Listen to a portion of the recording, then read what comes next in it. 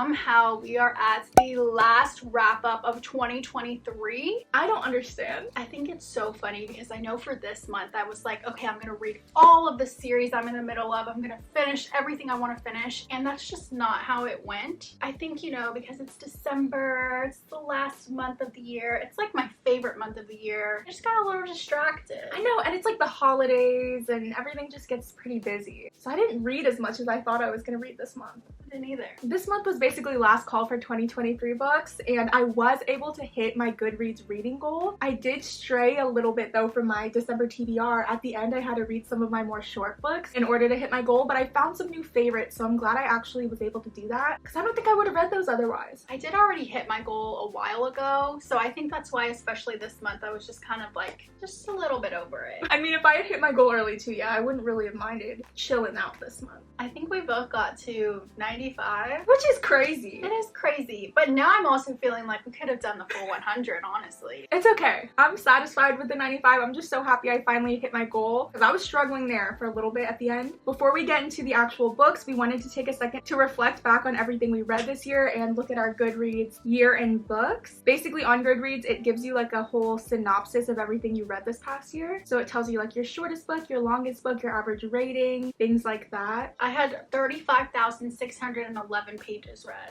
That's crazy. Wait, that's more than mine. Okay, go off. Oh, wow. Mine was only 35,169. 96 books read. Shortest book was the Selection novella. Longest was Mind F. Average book length 370. My average rating for 2023 is a 3.5, and that's the most accurate thing I've ever seen. Mine is also 3.5. We also saw Steph Bohr did a My Year in Books, and it's basically where this website is going to wrap up your year also using Goodreads. So you just put your Goodreads link in this website and it gives you a bunch of different cool stats. 60,705 minutes of my life reading. That's insane. Should we divide that up by days? 42 days. It says you fell head over heels for romance with 59 books read. Of course. It says you journeyed through 43 strange and wondrous fantastical worlds. Oh. So that's crazy. Is that how many fantasy books I read? Yeah, probably. My top author was Tahir Mafi. Am I Steph? I feel like I have all the same stats as her, but I did also read the complete Shatter Me series, so that's why.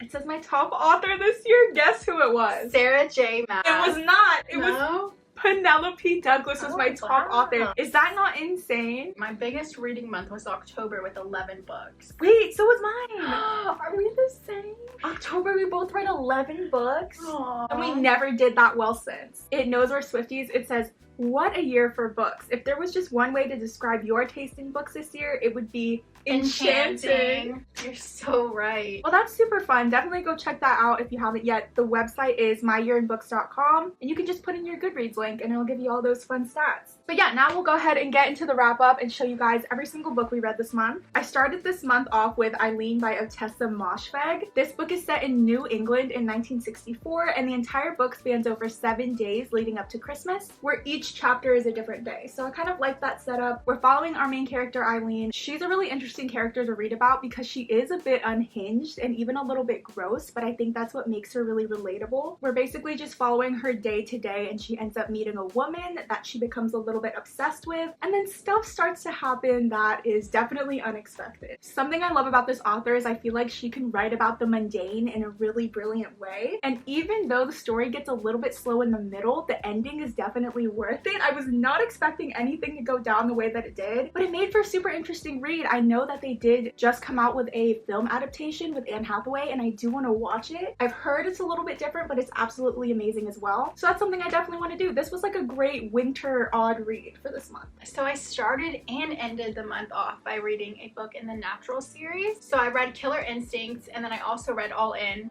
That book is downstairs and I don't want to go get it right now. But they were both so good. I care about these characters so freaking much. I would just read about them all hanging out together at this point. I feel like I really know them. Like, I think they're my friends. I think in this one I wasn't as into the mystery thriller that was going on. But then in All In, the cliffhanger at the end was actually crazy. That I'm ready to start the year with the last book, Bad Blood. Ooh, come on, Taylor. I love that I love this series a lot more than the Inheritance these games. I didn't really have any connection with the characters or the romance in that series, and it's just a completely different experience with this series. I gave both books 4 stars. So up next, I have The Plight Before Christmas by Kate Stewart. This copy was gifted to me from Jennifer as well, so thank you so much. I did finish up this book in one of our earlier reading vlogs, but it's basically a holiday rom-com that's super funny and dramatic. Basically, we're following Whitney. She ends up going on this family holiday, and her brother unknowingly brings her ex as a guest. I really enjoyed this book. I started it last year. I guess I didn't finish it before the year ended. I ended up focusing on other books afterwards, so I knew I had to finish it this year, and I'm so glad I did. Definitely one that got me into the holiday spirit. I loved Kate Stewart's The Ravenhood trilogy, so just the fact that she has a holiday romance at all, I'm obsessed with. I highly recommend next year if you're looking for like a holiday rom-com. One of my most favorite reads this month was The 7-Year Slip by Ashley Poston. This was one that I was so excited for because everybody keeps talking about it and loving it, and it's one of those books where I didn't think I was gonna like it just because everybody does love it, but I really did like it and I keep thinking about it. So in this one, we're following our main character Clementine, and she is slowly starting to fall for her temporary roommate, and then she figures out that he is quite literally 7 years in her past, and her late aunt had always told her that this apartment has a pinch in time, and she never took her seriously, and now it's like,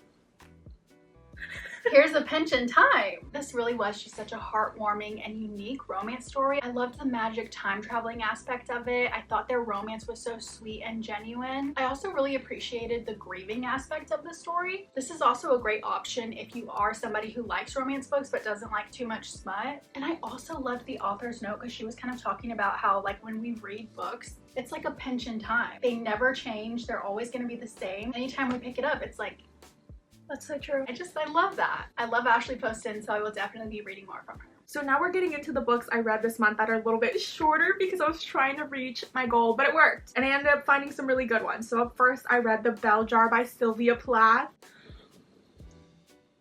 I don't know what I was expecting going into this. I don't know a lot about classics, especially modern classics. So I don't know why in my mind I was picturing the same kind of vibe as like Little Women, and that was completely off. This is the story of Esther Greenwood as she battles with mental health in 1950s America, and it was absolutely insane.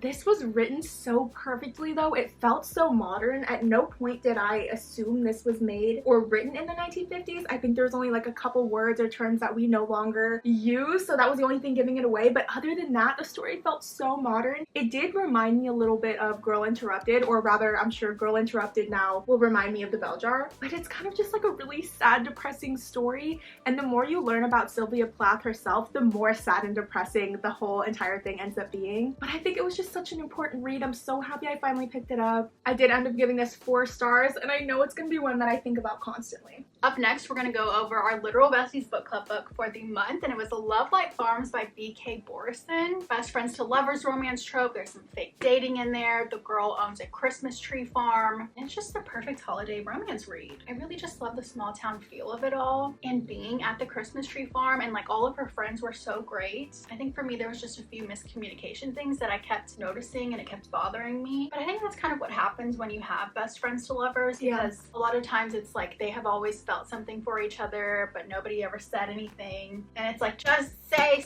something please. But overall, I mean, I thought it was really cute, and I do want to continue on with the series if the other tropes are going to be a little bit different. I'm still searching for best friends to lovers though, where we actually get to see the transition from friends to lovers. Like, I want to watch them fall in love. I do think the stories are cute when like they've always kind of had a thing for each other, but I want to read about one that's strictly friends and then they become lovers. Yeah. I don't know. Let us know if you have any recs for that. But I did like this one as well. I gave it 4 stars. Up next, I have We Have Always Lived in the Castle by Shirley Jackson. This was my first Shirley Jackson book, and it's not going to be the last. I really liked her writing. This is about 2 sisters who live on the outskirts of town after the death of most of their family. A lot of the townspeople think one of them did it, so they're treated like outcasts. And things kind of just get progressively worse for them. There were so many little symbols and double meanings throughout the writing. It made for a really layered read, so I think I could see myself going back to reread this one. But it was super gothic and strange and interesting. I highly recommend. I'm sure everyone else has probably read this. I was the last one, but I thought it was perfect, and I wish I would have read it around spooky season. I gave it 4 stars. Okay, 4 stars. Oh no, I know, it's gonna continue. Okay, next I have my monthly blind book, and it was The Light We Lost by Jill Santopolo. I noticed this author has written a lot of children's books, and I think this was like her first take on adult romance. I actually really liked it. So in this one we're following Lucy and Gabe, and they actually meet each other their last year of college, and they really hit it off. And then, you know, life happens, they kind of go their separate ways, and they're just trying to find like what is their meaning in life, what is their purpose. And we just see like years are moving by, and it's like they're still thinking about each other. But it also felt like such a real story because the characters were so flawed, and it really felt like Lucy was my friend, and she kept telling me about like her first ever love over and over and over and over again. And it's like she couldn't get over it, and she has like this whole other life. She started a whole family, and it's just so sad because she can't stop talking about this man. And then the ending was crazy. I wasn't expecting it, but I think it just made it such a real life story. I thought it was good. I just didn't think that this was going to be like the whole plot of it all. I did go into it blindly, so I guess I just thought it was going to be something different, but I really did enjoy it. So after reading The Bell Jar and We Have Always Lived in the Castle, I had no idea where to go from there because those were such bangers. But I ended up picking up The Alchemist by Paulo Coelho.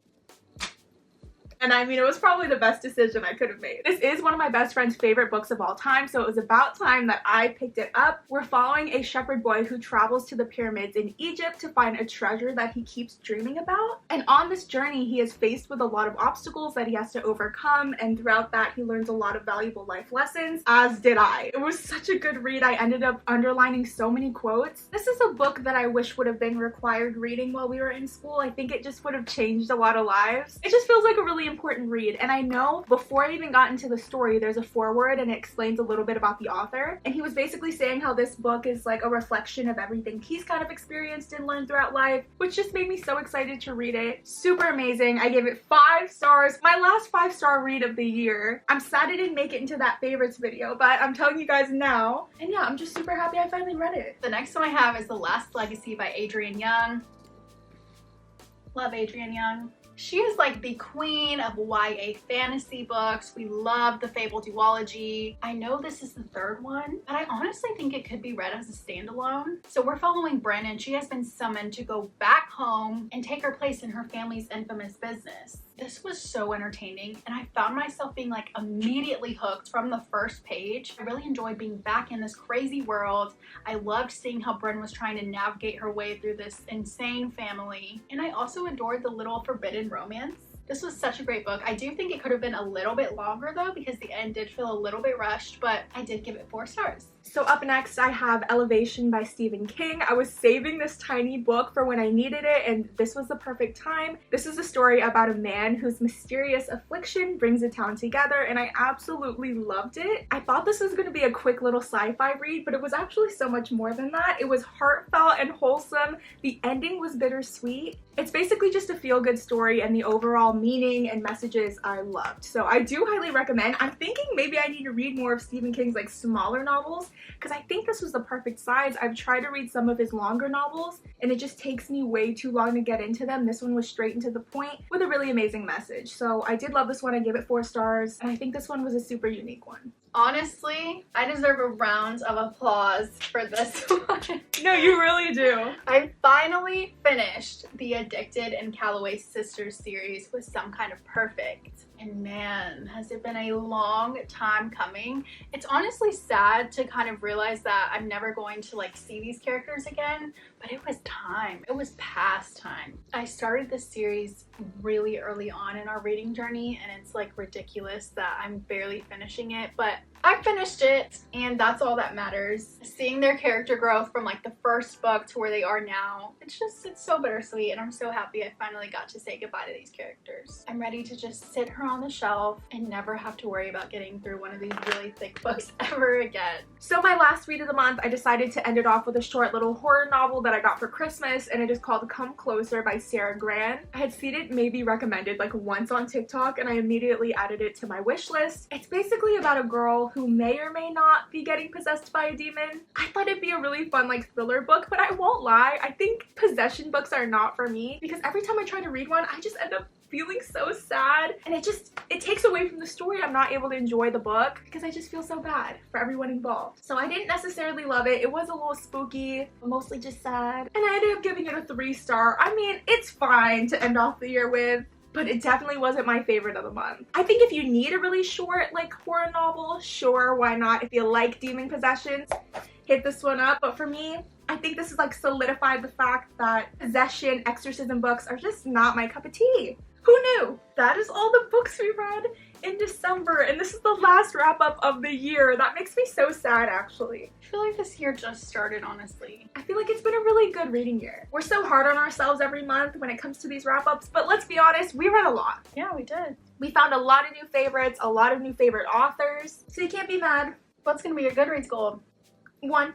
Really? I think I'm gonna do that, yeah. I want to see if I perform better that way without having like a deadline, without having it stress me out, or if I need something like that to keep me structured. We'll see. I think I'm gonna go the full 100. I think you could do it. Yeah. We could do it now. I could have done it this year, just being lazy. Tomorrow we will be coming out with a part 2 to every single book that we read this year. That's pretty much it for today's video though. Let us know what your favorite read for December was, or your favorite read of the entire year. Make sure to join our Literal Besties book club if you haven't already, and make sure to go vote right now. We will have our January book poll up pretty soon, if not already, so make sure to go vote on what we're gonna read next month. That link is always in the description. Also make sure to like and subscribe if you haven't already, and we will see you guys tomorrow with our part 2 to every book we've read this year. Not in saying my reading vibes are eclectic. I wouldn't have thought that. Ooh, this one is crazy. Should I close the window? What? It's too late. Okay. Oh, that's gonna like slowly go on my face. That's what I'm saying. Okay, I'll close after this. Okay. Did you not read your Blind monthly book? Wow. It's going back onto the cart for next year and getting rewrapped. Oh, we got an order. Ooh, ordered 1 item. Let's see what it is. JC, that's a cute name. Overcome a lot of these optical... Me having to overcome this obstacle